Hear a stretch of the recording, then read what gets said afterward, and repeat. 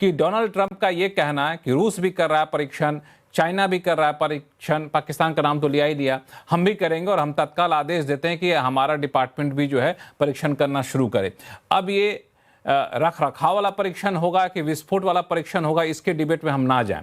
हम सिर्फ ये समझना चाहें आपसे कि डोनाल्ड ट्रंप के इस बयान का दुनिया क्या मायने निकालेगी, रूस क्या मायने निकालेगा, चाइना क्या मायने निकालेगा, साउथ कोरिया नॉर्थ कोरिया क्या मायने निकालेगा, और क्या एक बार फिर से परमाणु हथियारों की होड़ शुरू हो जाएगी?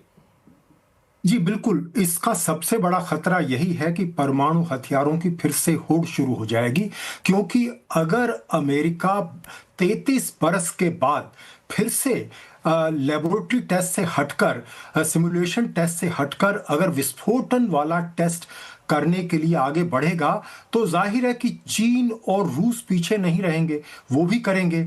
और रूस और चीन, आप एक बार मान लीजिए कि वो औरों से थोड़ा सा जिम्मेदारी से करेंगे, लेकिन अगर आप ये मौका अगर आप पाकिस्तान जैसे देश को देंगे तो उसके क्या मायने हैं? उसके मायने बहुत गंभीर हैं। आपको याद होगा जब पाकिस्तान में काहुटा प्लांट बन रहा था, तो एक ये खबर बहुत जगह चली है और मुझे इस पर विश्वास है क्योंकि मैंने इजरायली लोगों से इस पर बात की है और उन्होंने कहा था ये खबर सही है। उस समय जब काहुटा में प्लांट बन रहा था तो मोशे दयान भारत आए थे और वो मोरारजी देसाई से मिले थे। उस समय बात ये थी कि इजराइल ने ये कहा कि हम ये जो काहुटो प्लांट बन रहा है हम इसको उड़ा देना चाहते हैं, क्योंकि ये खतरा सिर्फ आपके लिए नहीं है क्योंकि आपका वो दुश्मन देश है, बल्कि वो क्योंकि एक इस्लामी बम बनाने की बात कर रहा है, इसलिए वो खतरा हम पर भी है, इजराइल पर भी है। तो हम इस खतरे को खत्म करना चाहते हैं। तो मोरारजी देसाई ने वो परमिशन नहीं दी, क्योंकि इजराइल ये चाहता था कि उनके हथियार, उनके विमान आएंगे और काहुटा प्लांट को उड़ाएंगे, लेकिन हमें रिफ्यूलिंग फैसिलिटी चाहिए, जो रिफ्यूलिंग फैसिलिटी मोरारजी देसाई ने देने से इनकार कर दिया। उसके बाद में इंदिरा गांधी ने तैयार हो गई थी इसके लिए 1984 में। उसके बाद भी फिर अमेरिका का दबाव आया, फिर उसके बाद में इसी तरह से दबाव आया नरसिम्हा राव पर, तब भी नहीं हुआ। फिर अटल बिहारी वाजपेयी की सरकार के समय भी दबाव था, लेकिन जैसा कि जनरल साहब ने उसका जिक्र किया, वो उन्होंने वो किसी तरह के दबाव में नहीं आए और वो करके निकल गए, यानी उन्होंने ये परीक्षण कर लिया। तो अब जो है मैं समझता हूं कि ये इसलिए खतरा है कि ये एक ऐसे उन देशों के पास भी अगर ये फिर से बम बनने लगेंगे, नॉर्थ कोरिया पर तो आप विश्वास नहीं कर सकते, ईरान को लेकर बहुत सारे देश हैं, इजराइल, अमेरिका और पश्चिमी देश बहुत से नहीं चाहते कि ईरान के पास बम हो, जैसे हम नहीं चाहते पाकिस्तान के पास बम ना हो, क्योंकि हमें लगता है कि पाकिस्तान एक जिम्मेदार देश नहीं है। अगर किसी गैर जिम्मेदार देश के पास में इस तरह के हथियार आते हैं और क्षमता बढ़ती है, तो ये खतरा और ज्यादा है। और अब हमें ये खतरा और ज्यादा बढ़े। और अभी हाल ही में उन्होंने सऊदी अरब के साथ जो उन्होंने समझौता किया है, तो उससे लगता है कि उनके पास पैसे की भी कमी नहीं है। तो ये हमारे लिए सच में गंभीर विषय है, गंभीर विषय। प्रोफेसर स्वर्ण सिंह साहब, अब क्या माना जाए कि अब जिस तरीके से बयान आ रहे हैं उसके बाद एक परमाणु अप्रसार संधि जैसी जो बात होती थी कि हम अब धीरे धीरे, हमें लगता है फ्रांस के अलावा किसी और देश ने इसको अमल किया भी नहीं, अब वो सब बीते दिनों की बात हो जाएगी? पहली बात तो देखें कि राष्ट्रपति ट्रंप के इस बयान के बाद पाकिस्तान और चीन दोनों तरफ से जवाब आ चुका है कि ना तो वो विस्फोट करना चाहते हैं और ना ही विस्फोट करने वाले हैं। तो थोड़ा सा उसको भी हमें ध्यान देने की जरूरत है। दूसरी बात, आप सबको याद होगा कि राष्ट्रपति ट्रंप मेक्सिको के साथ एक दीवार बनाने वाले थे जिसके लिए मेक्सिको ने पेमेंट करना था। फिर वो यूक्रेन युद्ध 24 घंटे में बंद कराने वाले थे। अब तक 8 युद्ध बंद करा चुके हैं, चीन के ऊपर 145% टैरिफ लगा चुके हैं। तो उनकी कहनी, कथनी और करनी में जो फर्क हमेशा से रहता है, थोड़ा सा उस पर ध्यान देना भी जरूरी होगा। और दूसरी बात कि उन्होंने ये कहा कि ये सब टेस्ट हो रहे हैं और वैसे ही टेस्ट हम करेंगे, और ये भी कहा कि हम जो टेस्ट करेंगे वो इक्वल बेसिस पर होंगे। और इसमें कोई भी क्लैरिटी नहीं है कि वो क्या फ्रीक्वेंसी में इक्वलिटी पाना चाहते हैं जब विस्फोटों की ताकत में इक्वलिटी पाना चाहते हैं या मॉडर्नाइजेशन में इक्वलिटी पाना चाहते हैं, विस्फोट होंगे नहीं होंगे किस तरह के। हालांकि लगातार मॉडर्नाइजेशन में ये बात सोचना भी जरूरी है कि अगला जो टेस्ट है हो सकता है वो विस्फोट ना हो, कोई अलग तरह का तरीका हो। जिस तरह से हम आज बात कर रहे हैं कि न्यूक्लियर पावर्ड मिसाइलें, न्यूक्लियर पावर्ड ड्रोन बनने शुरू हो गए हैं जिनके अंदर छोटे रिएक्टर हैं न्यूक्लियर पावर्ड, तो लगातार जो विज्ञान में बदलाव आ रहा है उसकी ओर भी ध्यान देना होगा। पर ऐसा नहीं कि राष्ट्रों को कुछ बहुत ही खौफनाक तरीके से इसका तैयारी करनी होगी। नहीं, लेकिन जितनी तैयारी की जरूरत है वो देश लगातार देश तैयारी करते रहते हैं।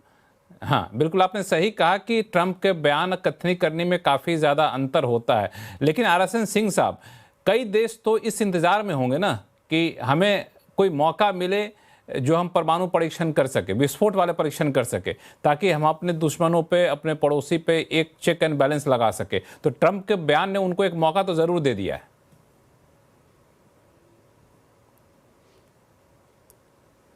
आरएसएन सिंह मैंने साहब, तो उस समय भी कहा, पहले भी कहा कि जो इकोसिस्टम है, जी मैंने, मेरी आवाज आ रही है आपके पास? जी आ रही है, जी आ रही है। मेरी आवाज आ रही है आपके पास?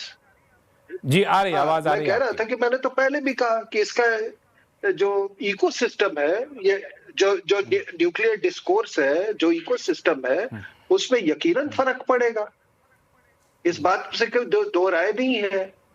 अब है क्या सर कि हमको आप बुलाते हैं एक विश्लेषक की हैसियत से, और मेरा ये कर्तव्य है कि हम आपको जो घटनाक्रम है और जिस चीज की चर्चा हो रही है उसका हम घटनाक्रम के बैकड्रॉप में आपको एक विश्लेषण दें। अब आप कह रहे हैं कि ट्रंप साहब ने जब रशिया ने ये सब कर दिया, ये जो पोसाइडन और ये बुरे वेस्टिंग, उसके रिएक्शन में वो कुछ अगर बोलते हैं, आप बताइए कि अगर पाकिस्तान कुछ कर रहा था तो why did you read flag it? अगर नॉर्थ कोरिया कुछ कर रहा था तो why couldn't you read flag it? आपको दुनिया के सामने कहना चाहिए था ना। You have entered into a strategic partnership with Pakistan, critical minerals की बहुत सारी चीजें, तो आप रेड फ्लैग कर लेते। और आप ये बताइए मुझे कि ये तो आप मानेंगे ना कि ईरान को न्यूक्लियर टेक्नोलॉजी AQ खान ने बेचा था। और मैं आपको बताता हूं कि आज से 15 साल पहले एक कोई घूमता हुआ आया था, वो आपके ईरान का ही था, और वो कौन था क्या था ये छोड़ दीजिए, और वो एक न्यूक्लियर उसके ट्रिगर की वो चल रहा था, लेके घूम रहा था कि ये आप जिससे उसने बोला कि ये प्रोक्योर करने में मुझे मदद करवा सकते हैं। तो अगर पूरा ब्लूप्रिंट बेचने के बाद वो फिर भी अगर न्यूक्लियर वो ट्रिगर असेंबली ढूंढ रहे थे, तो हम जब कुछ बोलते हैं तो हवा में बात नहीं करते।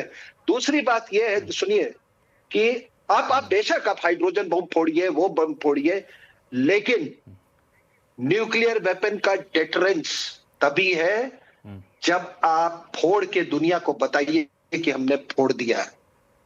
और अगर ये कह रहे हैं कि हमारी इंटेलिजेंसीज ने, तो हो सकता है हमने फोड़ दिया। के सिन्हा साहब, समय कम है, फोड़ दिया हो, लेकिन जी के सिन्हा साहब। हाँ पूछें लक्ष्मण साहब। हाँ, मैं ये सवाल करना जो अभी आरएसएन सिंह साहब कह रहे थे कि हमें अगर बताना है, दुनिया को अपनी ताकत दिखाना है, तो फोड़ करके दिखाएं और डेटरेंट के तौर पर इसका इस्तेमाल करें। एब्सोल्युटली सही है, एब्सोल्युटली उनका आकलन सही है। आज के दुनिया में जो भी प्रोएक्टिव है, चाहे वो आपको दिखाता है और या करके ज़मीन पे, और भारत की ज़मीन पे बार बार हम करके दिखाते हैं इसको, और आपके पास वो दम है, वो खम है, आपकी क्षमताएं हैं। हमारे साइंटिस्ट हैं जो कि पूरी की पूरी परिस्थिति को ही बदल के रख सकते हैं, मगर आप उनको मौका देंगे और उसमें लीडरशिप का जो है, और आज की लीडरशिप है ये, इसमें क्षमता है कि इन चीज़ों को, तो हम जिन चीज़ों को कोई भी कमी बेसी मुझे नहीं पता है क्योंकि ये नेशनल सीक्रेट्स होते हैं, तो जहाँ पर भी हमारी है हमें करना चाहिए। हमें उसके डंडोरा पीटने की ज़रूरत तो नहीं है, मगर दुनिया को पता लगता है तो लगे। डोनाल्ड ट्रंप साहब तो चिल्ला ही रहे हैं कि हमने वो करवा दिया, पर हम तो नहीं मानते हैं, क्योंकि हुआ ही नहीं ऐसा। हम अपने ही जो टर्म्स एंड कंडीशंस में काम करते हैं, आप भी अपने टर्म्स एंड कंडीशंस में, और देखिए बड़े बड़े विद्वान लोग बैठे हैं, प्रोफेसर साहब ने जो बात बताई बड़ी डीप बातें हैं, या हमारे जो पत्रकार भाई और साहब से, या हमारे सब ने, क्योंकि तजर्बा बहुत ज़्यादा है, और ये नहीं है कि कोई पढ़ करके एक दिन की बातें कोई बता रहा है नैरेटिव को, मगर इन चीज़ों को जो सबसे बड़ी चीज़ है, और सबका ये मानना है कि एक तरह की अपॉर्चुनिटी है। हम ठीक है जरूर डिबेट करें, मगर मेरे जो लोग जो करने वाले हैं, साहब ने बहुत ही आरएसएन सिंह नाम तो बहुत ही गुड़ बातें बताई, आरएसएन सिंह साहब ने तो बहुत ही गुड़ बातें बताई, बहुत ही रिसर्च के अनुभव के आधार पर इन्होंने कहा। एम्बेसडर दयाल, लास्ट कमेंट आपसे करना चाहूंगा, थोड़ा सा अलग हटके। ये शुरुआत डिबेट की पूरी दुनिया में इस वजह से हो रही है क्योंकि अमेरिकी राष्ट्रपति ट्रंप का बयान आया, और वो बयान उसी अमेरिकी राष्ट्रपति ट्रंप का है जो कुछ दिन पहले तक खुद को नोबेल शांति पुरस्कार के दावेदार बता रहे थे। अब लगता है कि उनको अब उम्मीद हट गई है कि हमें अब कोई शांति पुरस्कार और मिलने वाला नहीं है, शायद इसी वजह से ऐसी बातें कर रहे हैं। देखिए, ट्रंप साहब को ये साफ साफ पता है कि किन किन देशों में क्या क्या हो रहा है, क्योंकि उनकी इंटेलिजेंस एजेंसी अच्छी हैं, और अगर उन्होंने इन देशों का जिक्र किया है तो ये चिंता का विषय है। खास तौर पे जो नरेश कौशिक जी ने कहा कि अगर किसी गैर जिम्मेदाराना रेजिम के हाथ में न्यूक्लियर वेपन्स पड़ते हैं तो वो बहुत खतरनाक बात है, और ये सबसे ज्यादा मुमकिन है हमारे पड़ोसी देश पाकिस्तान में। वहां पर गैर जिम्मेदार रिजीम आने का हमेशा एक खतरा बना रहता है, और वो कैसी होगी गैर जिम्मेदार रिजीम? इस्लामिक रेडिकल, और वो अपने लोगों को ये सिखाती है कि तुम अगर इस्लाम के लिए अपनी जान दोगे तो तुमको स्वर्ग में जाओगे, वहां पर जन्नत में 80 हूर मिलेगी। तो ये 80 हूरों के चक्कर में ये पागल लोग सुसाइडल एक्टिविटीज करते हैं, और ऐसी अगर रिजीम आती है कि वो इस्लामिज्म को, रेडिकल इस्लामिज्म को और इनकरेज करती है, तो ये डेंजर हमारे लिए और ज्यादा बढ़ जाएगा।